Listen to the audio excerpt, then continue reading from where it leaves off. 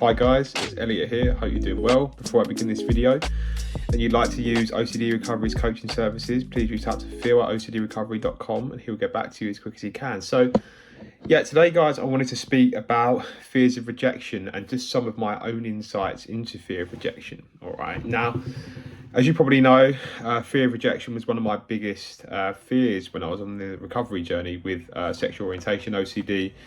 That very much underpinned a large part of my cycle. You know, I had that hyper awareness of what other people might think of me. Are they judging me? What do they think of me? Those feelings of shame and almost embarrassment and self-humiliation that came from that.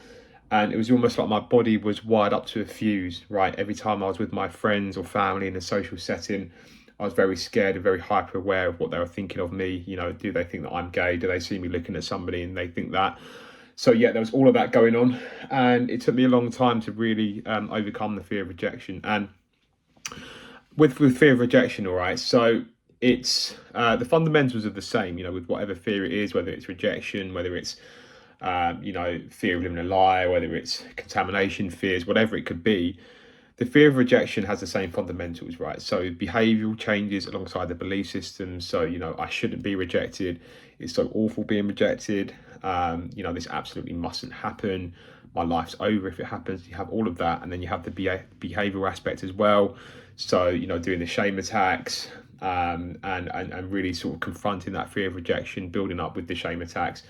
And, you know, in your day-to-day life, taking that risk with rejection, you know, maybe it's starting a conversation, maybe it's speaking to the barista, all of those different things that are involved with those fears of rejection. So there is all of that, absolutely. And I wanted to add some other insights into rejection that's really going to help. All right. So with rejection, what tends to happen is we look outward rather than inward, right? It's almost like we're looking outward for the world to tell us who we are, and we put that weightage, or we put more emphasis on what other people think of us rather than what we think of ourselves, right? And when your acceptance is very conditional and your self-acceptance is very weak, you put that perception of others on that pedestal and you almost put it above your own, all right? And then because of that, you're staying hyper aware of what other people think of you, and you stay further away from your own self-acceptance because it's very much hinged upon what other people think of you. So you constantly chase that, right? It's like a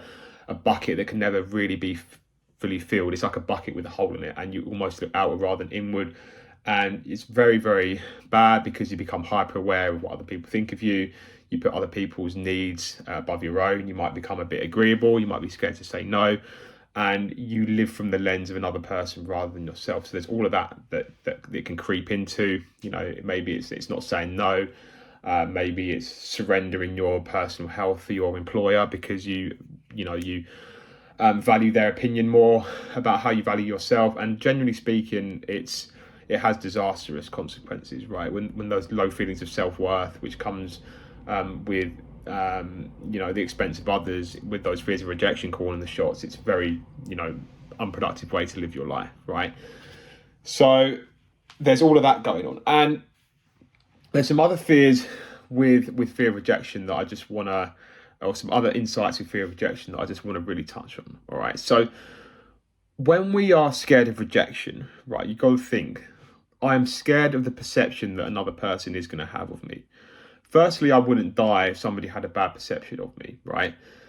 And I could still try and find a way to adjust and adapt to live my life. But secondly, that same person who is judging me, right, in 30, 40 to 50 years time, whenever that is, that person is going to be dead, right? That person is going to be 6 feet under. And that perception that they have of us is just going to be gone forever. It's going to be stardust. It's going to be lost in time, right? So it makes it very futile to think, well, look, why am I so worried about what this person thinks of me? Whereas in reality, that they're not going to be existing in a very short period of time. And, the same can go for ourselves. We might not exist before them, so we won't even be there to experience the judgment anymore. But we get so dialed into the fear of rejection that we forget that we're on borrowed time, and that same person who is rejecting us, that memory or that event of them rejecting us is going to be lost in eternity in a very short period of time, right? So you really need to think of it like that. Is it really worth spending your time being so scared of what somebody thinks of you when this is going to happen, and it just gives that extra impetus to in many ways put yourself first, right? And I know there are going to be times when you have to consider the other person and XYZ, but that dismal over concern with what other people think of you is pointless, because of that analogy that I've just given there. That person who's going to judge and reject you is going to be 6 feet under in a short period of time, so it doesn't make sense to be so concerned with that.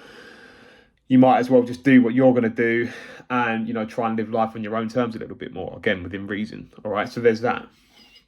Another thing as well with rejection, so rejection is very subjective from person to person, right? One person might have a completely different view of you compared to another person, right? Your flatmate might have a completely different perception of you to Joe Bloggs in the street, right? And these different perceptions that people have are going to be influenced by different biases, different cultural factors, and their own upbringing at a certain point in time. The way that a person sees you, more often than not, is down to the way that they see the world, right? And of course, they don't have all the information about you as it is, but they use their own prejudices and biases to come to that final decision of you, right? So more than likely, between every different person, that perception is going to be very different, right? So again, it's quite liberating to know that there isn't one way in which we can be compartmentalized. And the jury is very much out on what the right perception of us is, because it's so different from person to person. So because of that, it's not only is it pointless to concern yourself with what other people think on a chronic level, but it's also liberating to know that there isn't really a way in which you can be defined, and the jury's out on what the right perception of you is. So again, it makes it pointless to worry about that when it's so up for debate, right? So you need to really think of it like that as well. People's judgment of me is going to be based upon their own faculties, right? So you got to look at it like that. Again, what's the right way for me to be defined? Because there isn't a right way. It's quite freeing to know that you can't be defined in one certain way. What's the right way for you to be defined? Why is that perception that the other person have of you, why is that right? Why is that the right version? Who's wrong there? There isn't really a way to prove. So again, you can get comfortable with knowing that and know that you can't please everybody, and that by default anyway, everybody's going to have their own perception of you. So you might as well just do what you was going to do anyway, because there's no right or wrong way to be defined, if that makes sense. All right, so you've got to see it like that.